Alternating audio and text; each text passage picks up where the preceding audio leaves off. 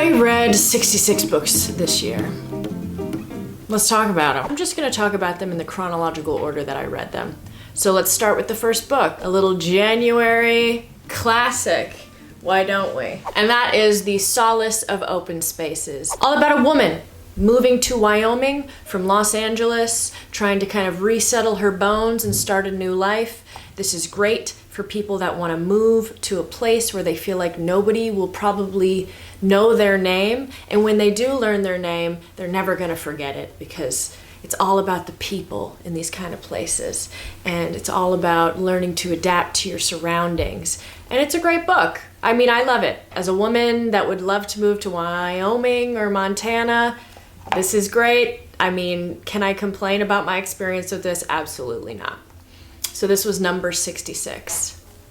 Number 65 is Cults. This is all based on a podcast that had previously been run by the authors of this book, and this is all just a compilation of famous cult leaders and the subsequent cults that they formed. This was really informative for me. I enjoyed this book quite a bit. I listened to this on audiobook, and it was a perfect audiobook. A lot of these cults I was aware of prior to listening to this, but there were a couple that were brand new to me, which is scary to think about, that there's so many cults out there and there's so many people that get wrapped up in them. And it's not their fault. It's not their fault. They're persuasive individuals and they can just capture your soul.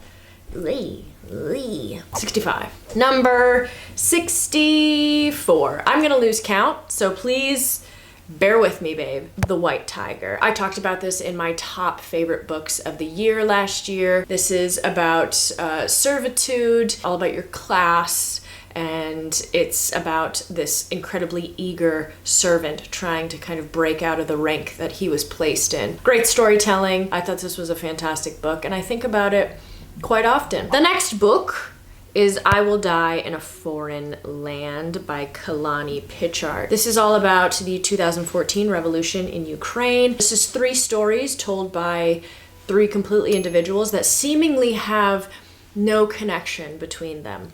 As the story unfolds, their lives might intersect. It was a good novel. It wasn't my favorite depiction of the revolution, but I still do think that it was a good novel. I enjoyed it. And the next book that I read was Dog Flowers by Danielle Geller.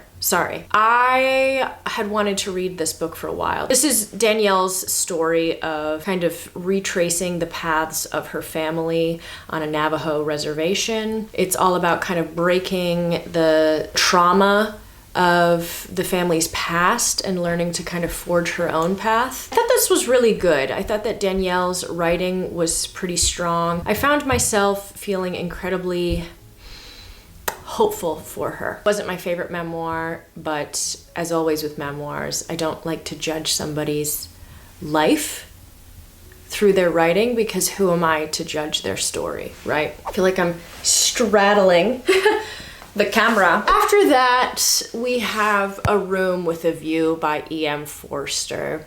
This is a diva-ing through these aristocratic characters. It's all about trying to marry your true love when your family wants otherwise, when they've absolutely told you that you cannot do that. That is not the plan for your success and the plan for the rest of ours. You know that. Do not break the tradition. That sort of thing. The Vegetarian. Oh, this is a classic, right? Everybody knows this book. Everybody knows this book. Everybody loves this book. Everybody wants to be this book. When I first introduced this book to the channel, everybody said it would be incredibly troubling. You'd be like wading through the words and the difficulty of it. And while I do think that's true, I think I was just more enraptured by the mysticism of this. Very good. Very existential sort of writing, but I liked it. I liked it a lot. The Seas by Samantha Hunt. This might have been on my top 10 list as well. Maybe. Not gonna talk too much about it, but it might have been on there. It definitely was on there. This is about girlhood and grappling with the events of a past that you can't control. Desperately hoping for a different future. Oh my God. Who am I?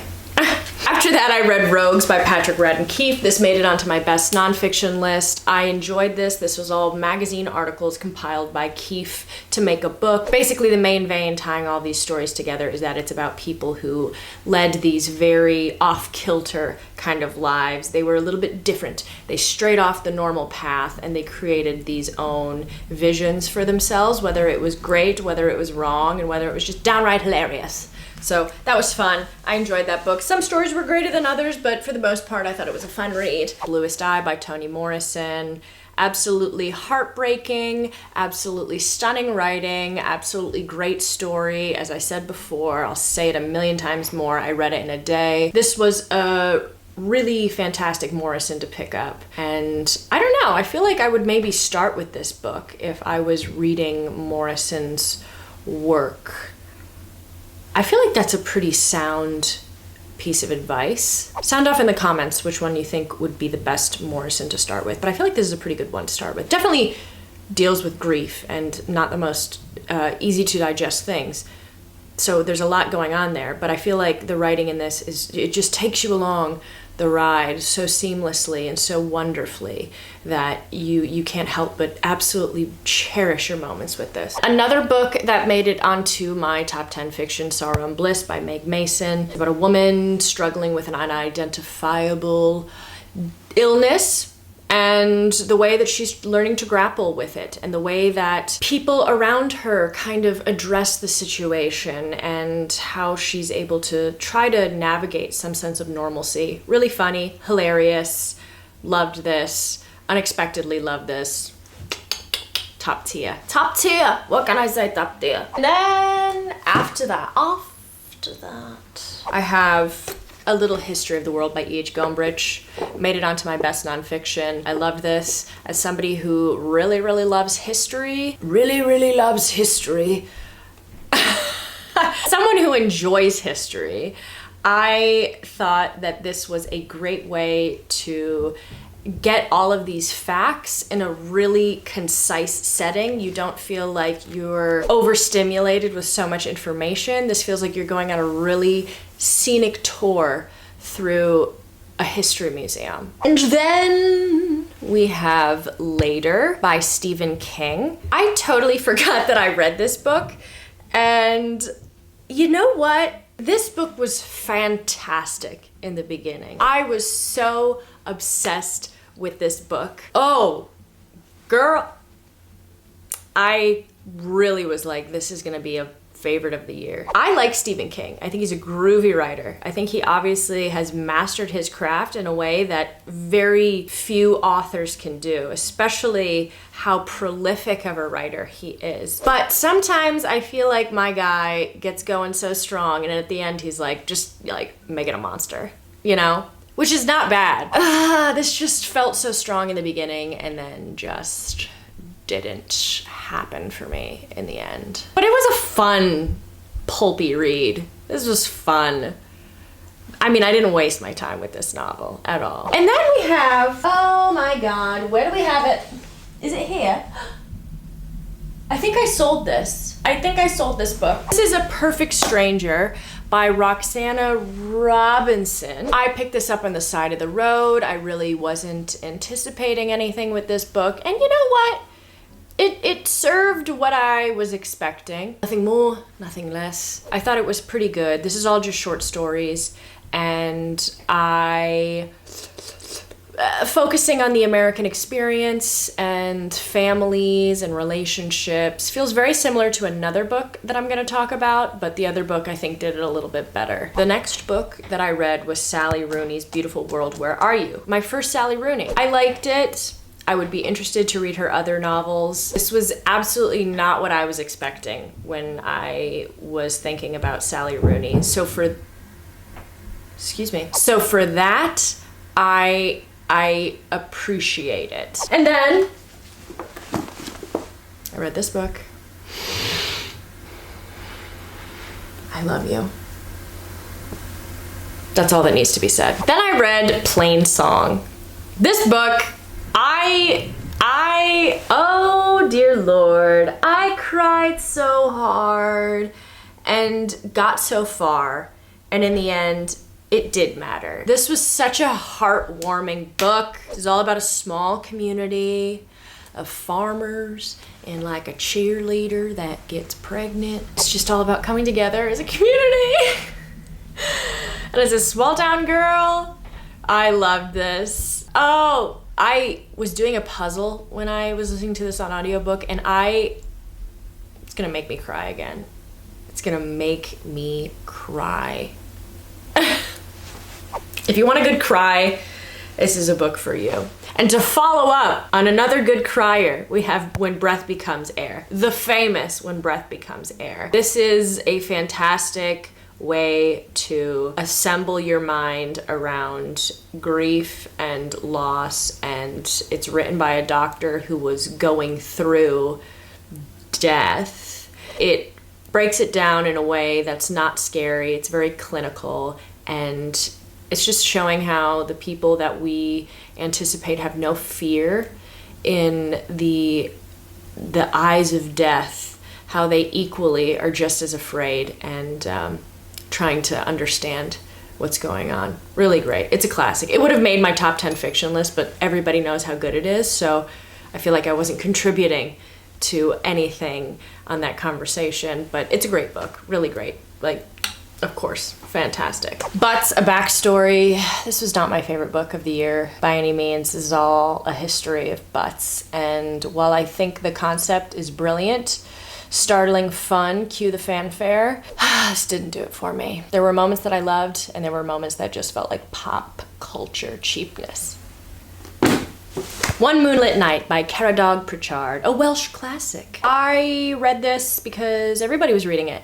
I had a copy. I had received it from Kieran over at Katie Books. This was a startling little book, a really startling little book. Unexpected, something different, a reflection of a boy's life post-war and a mother who was trying to navigate a life with a young child, and how this grief, everything's with grief it feels like, but how it manifested in both of those characters. And really, the ending was like, whoa, hello now.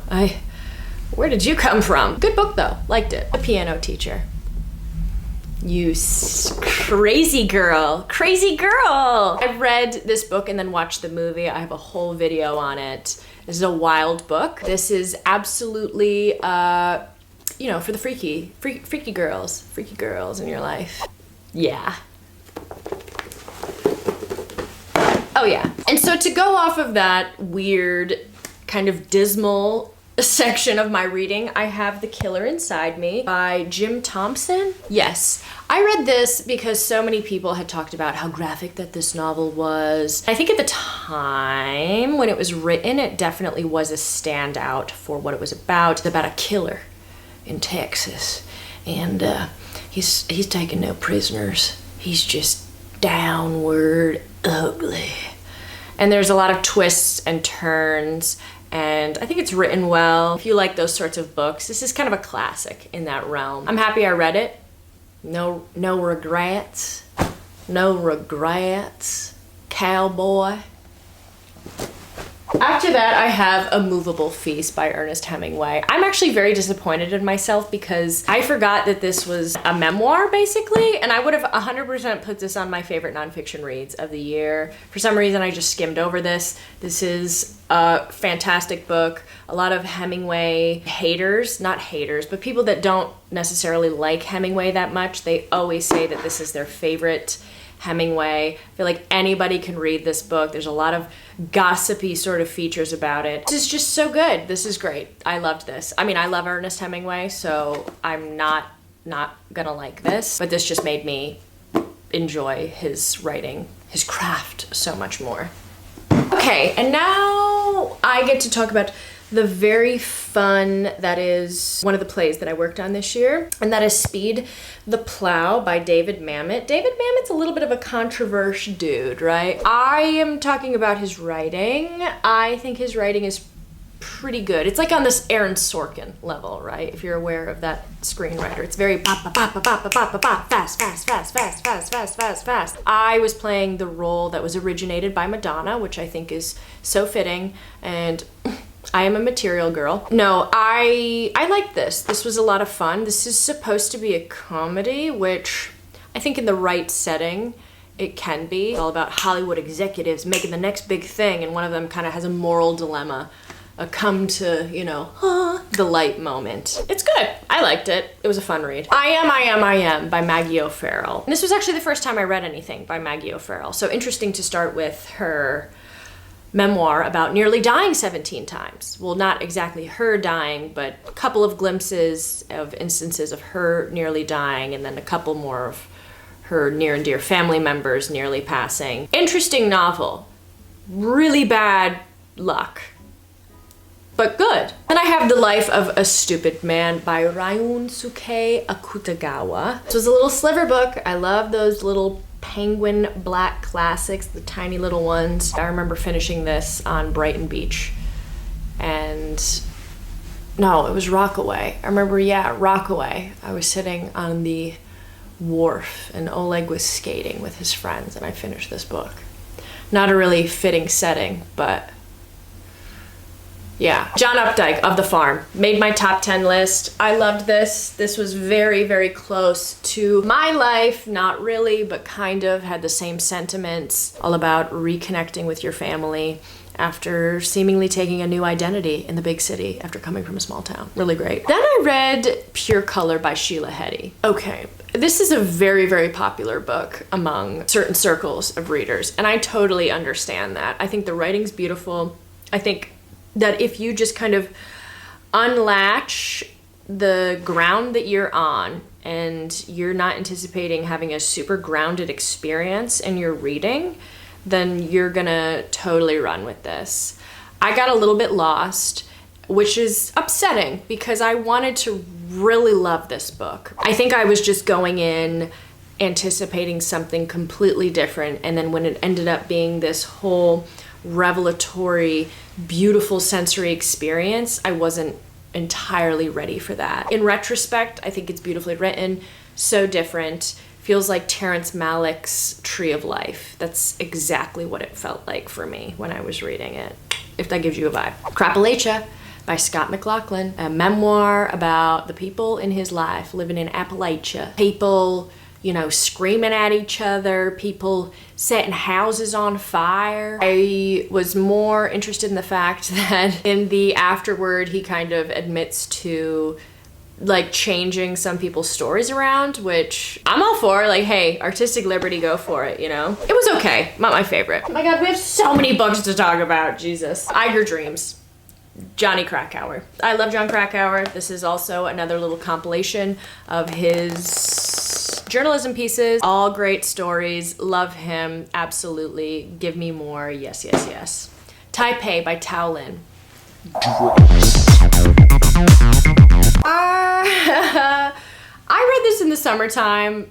I actually quite enjoy. I sped read through this. It felt like a very early or mid 2000s popular sort of theme with a lot of books. Felt like Nylon TV was following Tao Lin, and he was just talking about all of the drug-induced scenarios that he got himself into. It's not a biography or anything, but it seems very kind of reminiscent of things that might have happened in his life. Literally just one big drug trip. One big drug trip. Why not? And to follow up with that, we have Dope Sick by Beth Macy. Made my top 10 nonfiction, all about the opioid epidemic in the United States, which is sad and defeats a lot of people.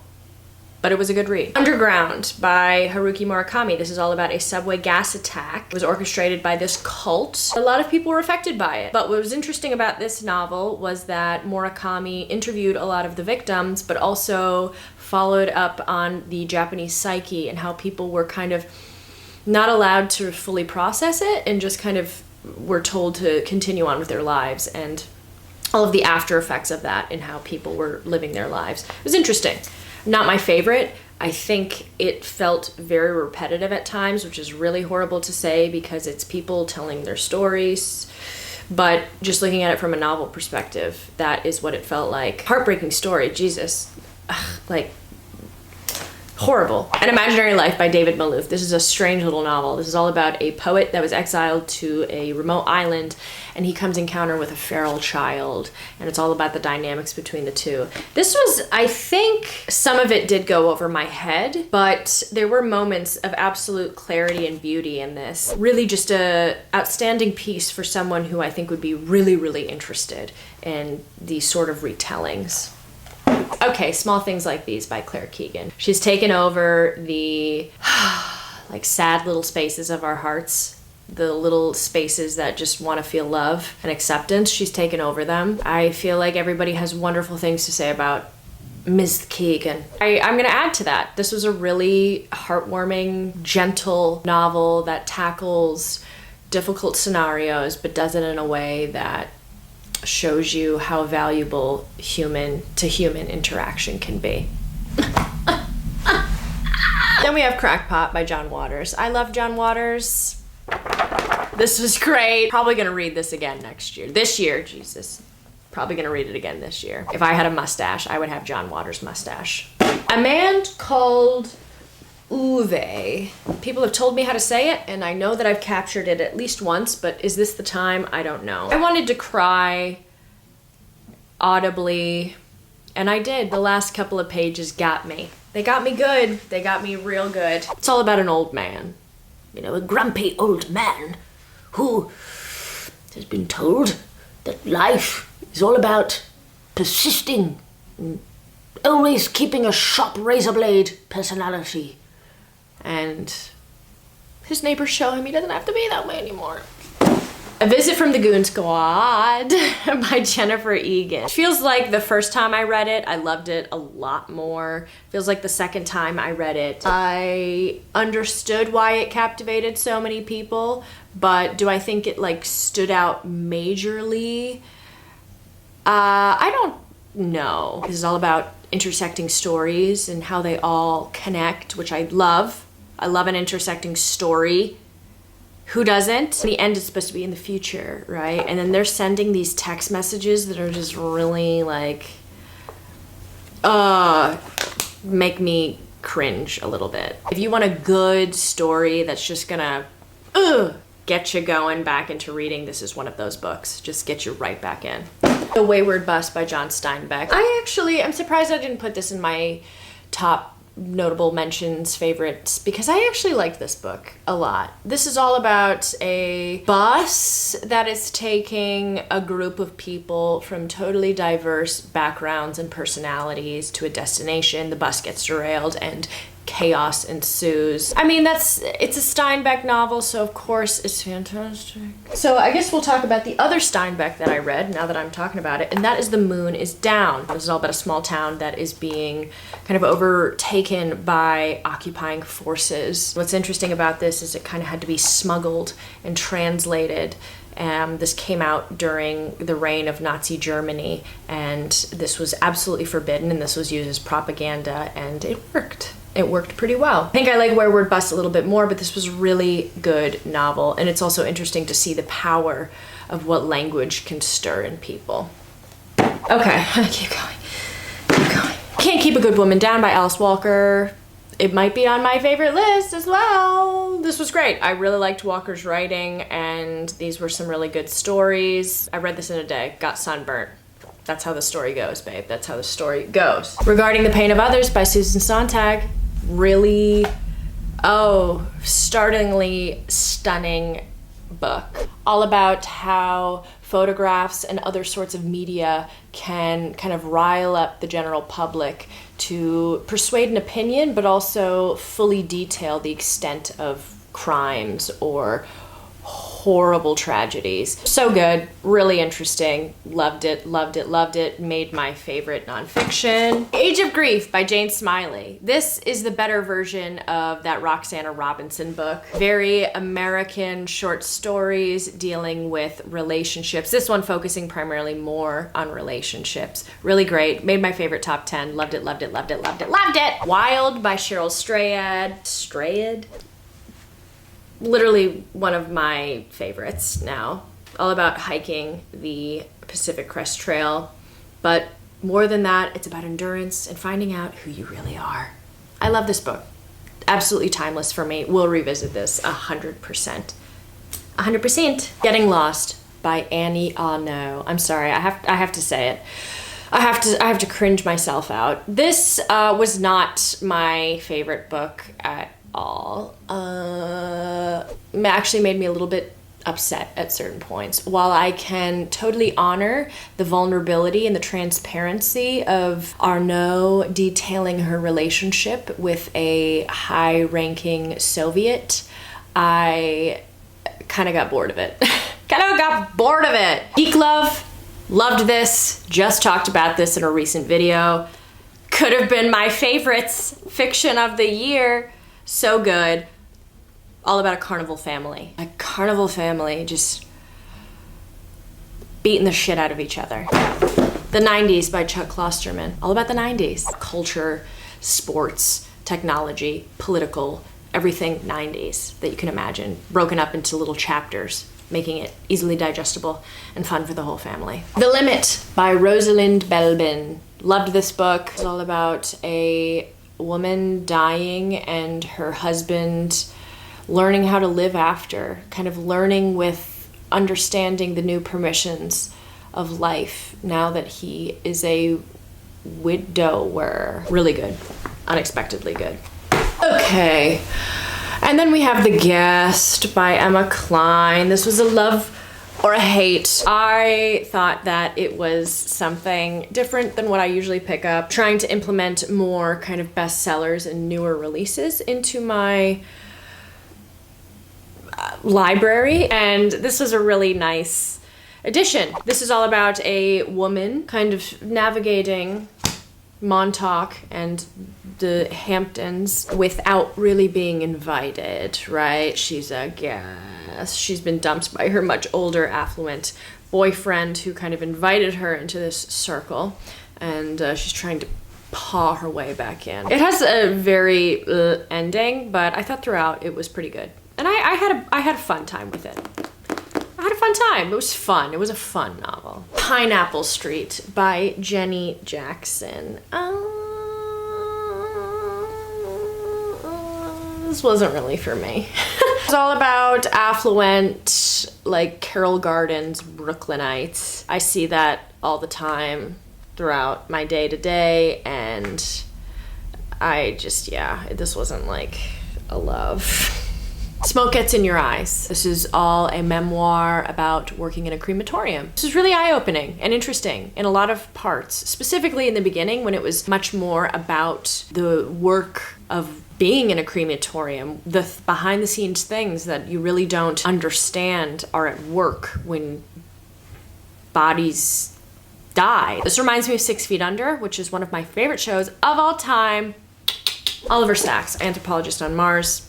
Great book, fantastic, all about the inner workings of brains that are working a little different. Not in a bad way, but just working a little different and trying to understand why those patterns occur. Sachs is a neuroscientist, so these are his personal findings and kind of ruminations on the subjects. Loved it. Happiness Falls by Angie Kim. I read this in like a day, couldn't put it down. It was a thriller sort of book. A father goes missing, and the only witness to what could have potentially happened is this family's autistic son who is nonverbal. The family is trying to piece together what happened, and it's a really nice book at the core of it. It's all about family and how we're intrinsically able to understand our loved ones. And I thought it was good. It felt like a movie, you know, felt like a good movie that I enjoyed. I liked it. Like, definitely,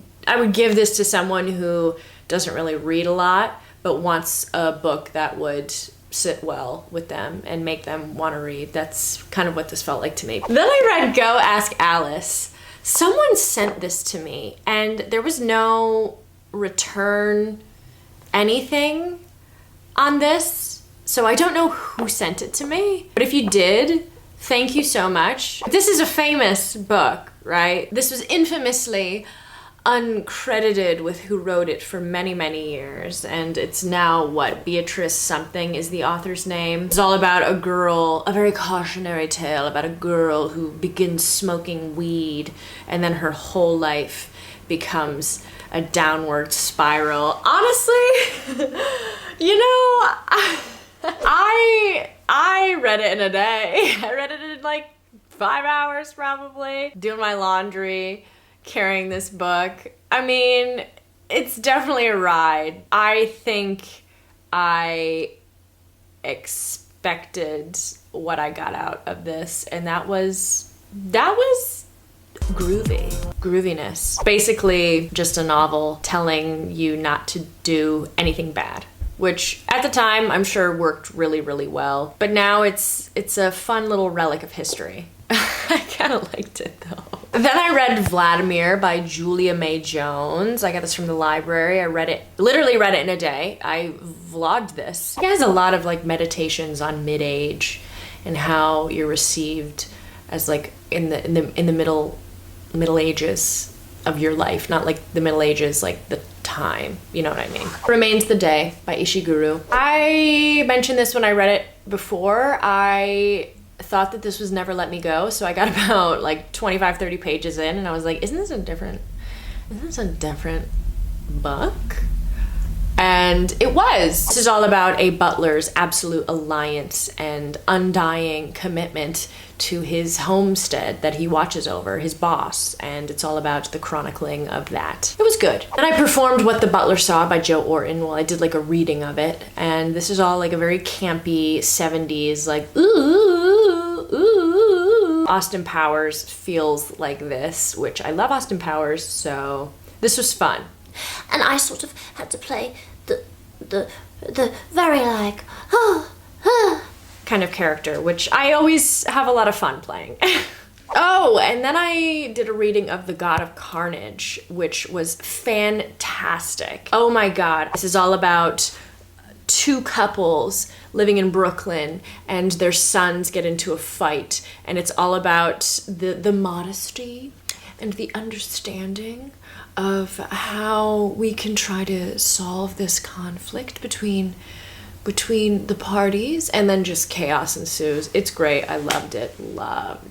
Oh, hold on. I have William Styron's Havanas and Camelot. I really love William Styron's writing, and this is just his magazine articles, things that he published in several magazines, and they were good. I think that I maybe would have liked more of a diverse theme throughout his stories. They all kind of felt a little bit similar. I think it's a good way to get to know him, more of the inner workings of his personal brain as aside from his like working brain. But it was good. I mean, I think he's a really great writer anyway, so. Heart That Works by Rob Delaney broke my heart into 1.5 million pieces, still picking it up. I didn't know who Rob Delaney was, but he is a writer and a performer, and this is all about him and his wife and his remaining children coping with the loss of a 2-year-old to a brain tumor. And it's devastating, it's funny, I cried. Yeah, this was great. I loved this. Shit Cassandra Saw. This was a lot of fun. A short story compilation that spanned many different mediums like Yelp reviews, lots of weird things, but it was weird and it was fun, and that cover is iconic. Okay. Oh, then I read The Silence by Don DeLillo. This was my first DeLillo, and I really wasn't that impressed, but I'm still holding out. I know he's a fantastic writer, so I'm not going to be like, I'm putting it off. This is like a baby little novel. Felt like I was watching an episode of Lost. Not my favorite. The Nose by Nikolai Gogol. This is my first Gogol, and again, this was like a little black penguin edition. I'm actually working on a theater piece right now that takes its inspiration from The Nose. It's quite literally called The Nose, and I read this because of that. And this was written in 1830, and I'll be damned if it doesn't feel like something that could be written right now, which is what I love about classics, because I feel like a lot of times they're very daunting and scary to some readers, but when you read something like that and you realize it was written, you know, almost 200 years ago and it's still so perfect for now, it's great. This is a very absurdist plot about a man who loses his nose. And I'm doing a theater piece on it, so I'll probably put tickets down in my bio if you want to read it.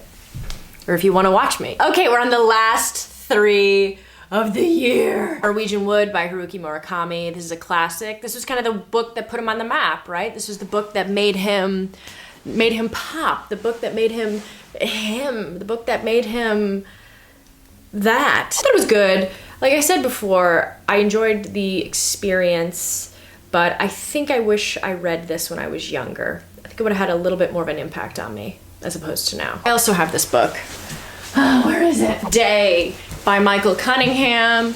This was a book about the pandemic.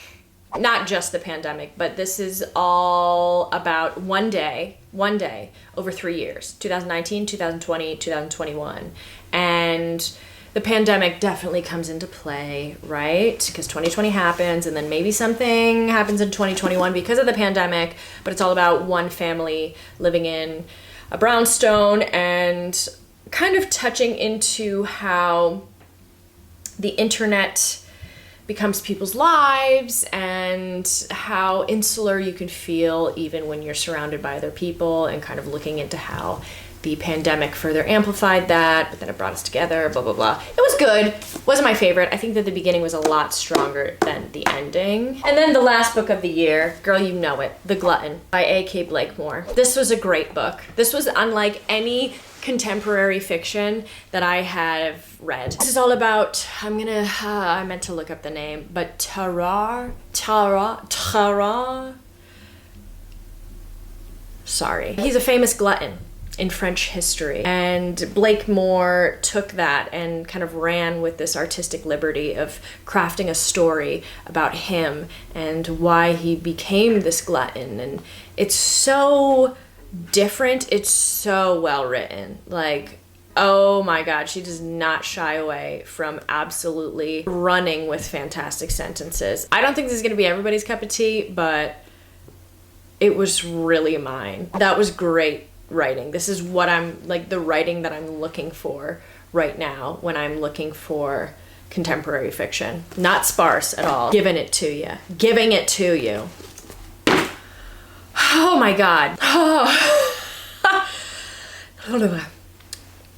I need to reapply my lipstick and have a coffee or a water or find a bath somewhere because I don't have one. Anyway, so that's it, guys. That's the 66 books I read this year. You guys are wonderful. You're fabulous. Thank you so much for being here. Thank you so much. I will see you in the next one. Have a moment. Have a moment for the fit. Really shy. Shy tuxedo.